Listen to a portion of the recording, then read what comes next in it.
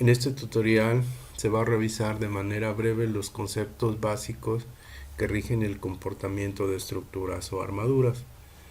Por ejemplo, aquí en esta imagen de la derecha se muestra un estrado, la cual está compuesto pues precisamente de diferentes elementos que están dispuestos de tal manera que puedan soportar, por ejemplo, el techo o el peso de las luces u otro elemento, el cual puede estar situado en cualquier localización.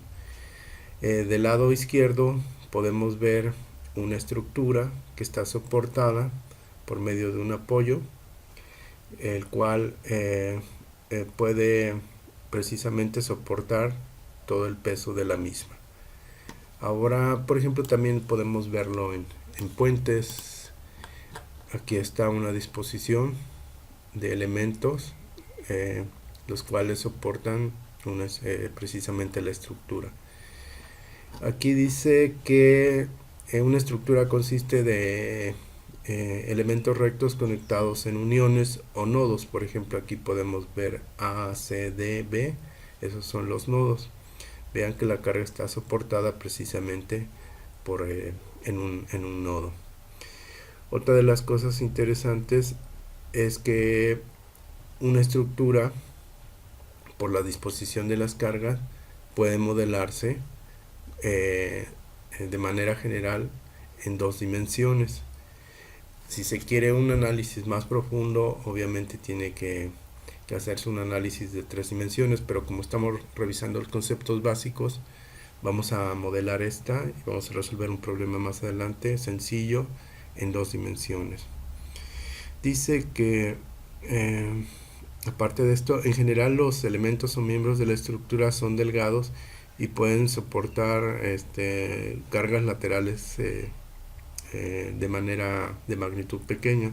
Por lo tanto, debe ser aplicados estas cargas en los nodos y no en los miembros en sí. ¿Qué quiere decir? Que para modelar bien esto, una estructura, la carga debe estar en el nodo y no entre los puntos, por ejemplo, D y B. Para ello, que es lo que dice a continuación, cuando una carga concentrada está aplicada entre dos uniones o nodos, que es lo que platicábamos, o cuando una carga distribuida está soportada en la estructura, como es el caso de un puente, el piso, ¿no?, debe estar provisto, un piso debe estar provisto, el cual puede usarse mediante largueros y travesaños para transmitir la carga. Por ejemplo, aquí menciona la figura 6.3, que es esto. Cuando precisamente toda la carga, más bien la carga se encuentra distribuida de tal manera que no estén concentrados en los nodos, precisamente se utilizan los largueros, que es esto, y los travesaños, y entonces se puede distribuir la carga. Bueno, ahora vamos a seguir un poco acerca de los conceptos, continuar con los conceptos básicos. Y vean, lo más importante es que vamos a tener los elementos, este tipo de elementos, que están sujetos en los extremos precisamente por nodos, y los cuales o van a estar en tensión o van a estar en compresión. Esta es la teoría básica que rige el comportamiento, como ya habíamos mencionado. Entonces, ¿qué es lo que pasa? Que, por ejemplo, si un elemento está en tensión e imaginariamente lo dividimos, para que siga en este estado y no se corra o no se desplace a la izquierda o a la derecha, precisamente en este corte debe haber fuerzas internas que equilibren la traslación. Si una fuerza está en este sentido, la fuerza interna debería estar en sentido opuesto, y en este caso pues lo mismo, ¿no? Ahora, si el elemento está en compresión, ¿qué quiere decir? Tiende a disminuir su longitud, y si se hace un corte imaginario, entonces debe haber una fuerza que equilibre a esta, y del otro elemento pues también, ¿no? Ese sería como el concepto básico, el cual puede aplicarse para la solución de las estructuras. Ahora, la cuestión de los nodos. Por ejemplo, aquí podemos ver diferentes elementos dispuestos, los cuales están unidos por un nodo. ¿Qué pasa si, por ejemplo, se asume que estos elementos están tensionados? ¿Qué quiere decir? Que tienden a alargarse, todos estos, y por lo tanto van a afectar al nodo. En este caso, vean, si imaginariamente se separan del nodo y uno puede visualizar que están en tensión, los extremos, como quien dice, están alargando, entonces en el nodo, ¿qué es lo que tiene que hacer? Pues para equilibrar esto, tiene que hacer lo siguiente: se generan fuerzas de reacción. Por ejemplo, este elemento está en tensión y va a tender a mover al nodo hacia acá, y el nodo, para no trasladarse, pues tiene que ejercer una fuerza en la misma dirección, igual magnitud, pero sentido contrario.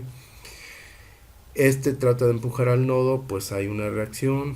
Lo mismo, trata de empujar al nodo, hay una reacción, y lo mismo en este caso. Por lo tanto, cuando se asume o se analiza y se comprueba que cualquier elemento está en tensión, el nodo desarrolla fuerzas de reacción en estos sentidos, saliendo del nodo. De la misma manera, si los miembros o elementos están en compresión, ¿cuál sería la reacción natural del nodo? Pues simplemente que las reacciones serían hacia adentro del nodo, las reacciones de compresión. Resumiendo, reacciones de tensión salen del nodo, reacciones de compresión entran al nodo. Ahora, ya comprendiendo digamos que las reglas básicas de cómo es que se debe modelar esto, vamos a resolver un problema, el cual para ello vamos a utilizar el programa Engineering Equation Solver, y después lo vamos a comprobar con otro programa muy útil para esto de estática y mecánica de materiales, el MD Solid. Y vamos a ver lo siguiente. Vean, aquí ya preparé algo y dice analizar si los elementos están en tensión o compresión de la siguiente estructura. Tenemos tres elementos. Tenemos una carga externa que está a 60 grados de la horizontal, y tenemos un apoyo fijo y un apoyo móvil. Para ello, ¿qué es lo que tenemos que hacer? Pues simplemente esta carga, que vale 300 newtons, descomponerla en X y Y.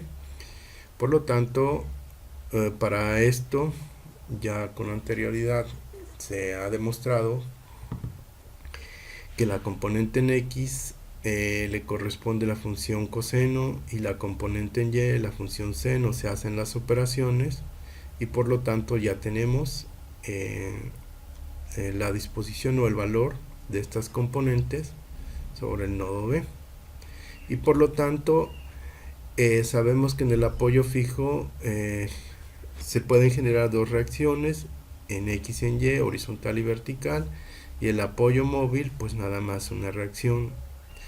Esto no permite la traslación, pero sí de alguna manera permitiría cierta rotación haciendo pivote en A. En el caso del nodo C, como está el apoyo móvil, simplemente permitiría la traslación en el sentido o la dirección horizontal, pero no en la vertical. Por eso nada más aparece una reacción. Otra de las cosas que observamos, nos dan las dimensiones. D vale 1 metro, E vale 3 metros y F vale 1 metro.